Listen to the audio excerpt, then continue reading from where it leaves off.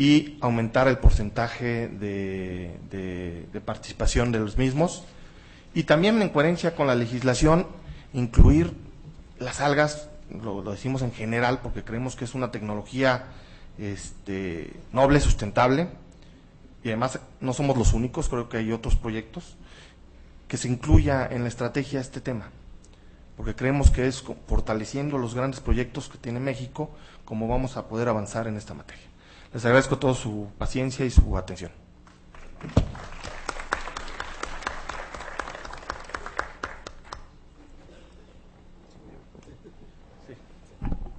¿Sí llega? Sí.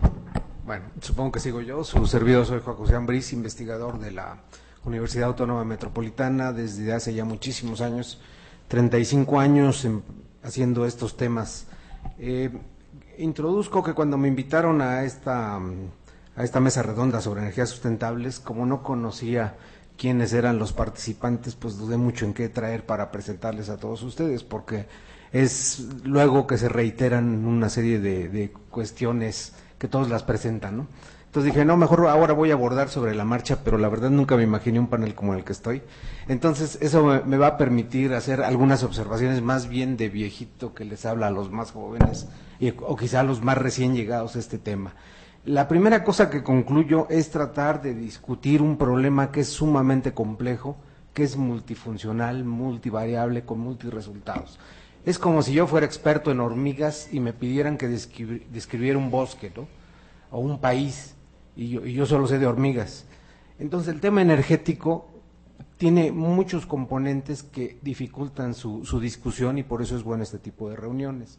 En particular se ha estado hablando de recursos energéticos, de formas de producir de energía, pero se nos ha olvidado que el uso de la energía no es importante para que exista Pemex o CFE. El uso de la energía es para que cuando yo arranco mi coche pueda caminar, o cuando mi refri esté encendido haya la comida fría y no se eche a perder. Somos nosotros los usuarios los que les damos sentido a la energía, y todos somos usuarios. No hay actividad en la vida humana que no use alguna forma de energía. ¿Y cuál es la situación que primero me llama la atención? Es que nunca hemos hablado de cómo se usa la energía en la actualidad. Si vemos las cifras oficiales, más del 40% de la energía la gastamos los mexicanos en dar vueltas, en transportarnos en las ciudades. O sea, yo trabajo en Naucalpan y vivo en Iztapaluca, ¿no? En movernos de mercancías vía camiones de las maneras más ineficientes. En eso gastamos la energía. La industria, que es la que se supone que genera productividad, gasta 1/3 de la energía que producimos en el país. En el sector doméstico tenemos más o menos un 20-22%, y el pobre sector agrícola, que tanto hablamos en el discurso, no llega a 4% del uso de la energía. ¿No les han avisado a nuestros compatriotas del medio rural que la prehistoria ya acabó, que hay maneras modernas de producir alimentos? Entonces, dentro de este problema complejo, desde en qué usamos la energía, ahora le adosamos la cuestión del cambio climático. Ya nos presentaron cifras con mucho detalle de que ¿cómo producimos energía? Pues quemando cosas, es la manera en que lo sabemos hacer hasta ahorita. Y sepan ustedes que la forma en que produce el mundo su energía es responsable aproximadamente del 80-85%, según los autores, de la contaminación ambiental. Y esto no va a cambiar en el corto plazo. ¿Y por qué no va a cambiar? Pues es como el problema ahorita tan recurrente de la obesidad. Lo que hemos formado durante 15 o 20 años, que es un cuerpo generoso, de pronto se nos ocurre que con una dieta mágica de 2 semanas lo vamos a cambiar. La transición necesariamente tiene que ubicar largos plazos, y ese es el reto para nuestros compañeros diputados y a los que los podamos apoyar, de cómo plantear las bases para que esta transición efectivamente se dé independientemente del color que domine la Cámara, del color que domine el gobierno, porque eso es necesario para el país y lo necesitamos los mexicanos. Y el problema es que tenemos que hablar con los economistas, porque sí está bien padre decir que se acabe el petróleo y que ya no haya contaminación, y de dónde ingresamos los recursos que necesita Hacienda para operar, ¿no? O cómo movemos los automóviles y los camiones que necesitamos para mover la economía.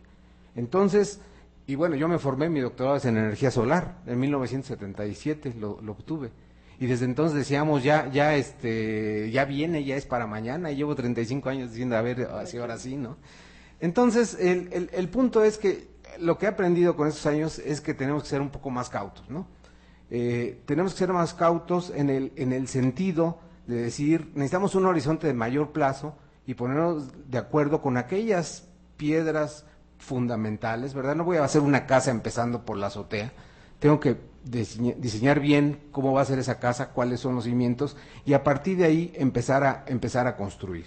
Por ejemplo, hay cuestiones ya hasta de casi religiosas, ¿no? O sea, podemos dedicar el campo a producir bioenergéticos, no estoy aquí tocando lo que se acaba de decir, cuando no nos alcanzan los alimentos, por ejemplo. O sea, hay dilemas éticos, morales, que tenemos que discutir y pues decidir sobre ellos, ¿no? Bueno, entonces, el gran reto, entrando a las fuentes renovables, y esa es mi aportación técnica, pues la primera que yo veo, tanto en la literatura internacional como en la nacional, es que ni siquiera tenemos claridad de qué son las fuentes renovables, como que metemos todo en un saco y ahí decimos, ahí van las renovables, ¿no? Inclusive luego decimos las nuevas fuentes, cuando en realidad si pensamos tantito son las viejas fuentes. Lo que ahora queremos usar como muy novedoso es como la humanidad empezó. O sea, antes no había petróleo. O sea, ¿cómo descubrieron América? Pues porque Colón se le ocurrió subirse en una carabela empujada por el viento. Y ahora decimos, uy, eso es ultramoderno, ¿no? Pero eso lo sabíamos usar muy bien hace muchísimos años. Entonces, ¿qué son las renovables? ¿Qué vamos a discutir? Y cuando ya decidimos cuáles son, hace ratito se estaba suscitando una polémica con relación a la energía nuclear. Bueno, podemos decir, bueno, ¿qué tipo de fuentes necesitamos? Nos interesa, y a veces hasta es necesario desglosar, porque de pronto yo platico con alguien de energía solar y me dice, no, eso sí es para el 2050 en la tarde, ¿no? Y yo les puedo decir que calentadores solares en México se fabrican desde hace 60 años, y hay fábricas muy serias. ¿Y por qué no tenemos todos calentadores solares en nuestra casa, como es obligatorio en Israel, que también se mencionó?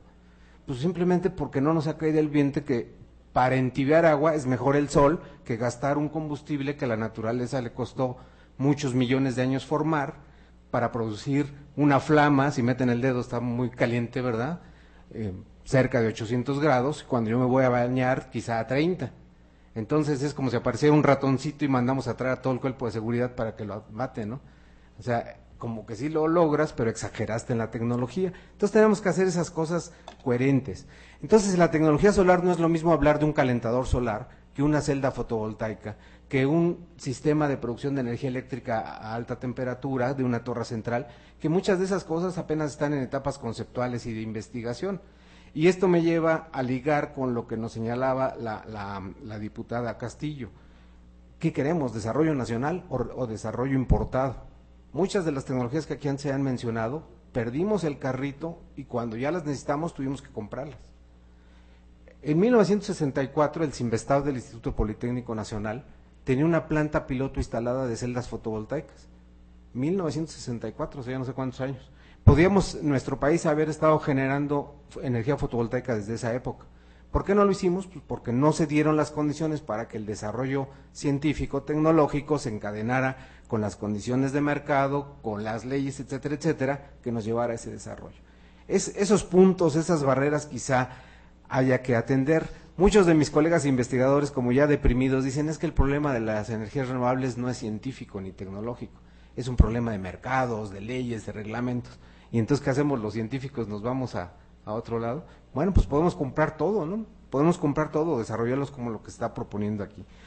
Entonces, entendamos cuáles son esas tecnologías. Algunas cifras se me hacen también aventadas muy al azar. Yo estoy leyendo que la Agencia Internacional de la Energía reportaba en el año 2000 que las fuentes renovables de energía eran el 13.8, no solo para electricidad, sino en general, de las cuales el 80% era biomasa, leña, residuos, etcétera, y energía hidráulica casi el resto de la totalidad, como 16%. En México, si sumamos todas las renovables que utilizamos, nos daría el 10% del total, pero obviamente no es la hidráulica eléctrica, esa es la más chiquitita. ¿Qué es lo que sí utilizamos mucho los mexicanos, aunque no lo hacemos en las ciudades? Leña, carbón, mineral, desechos, sobre todo el bagazo de caña.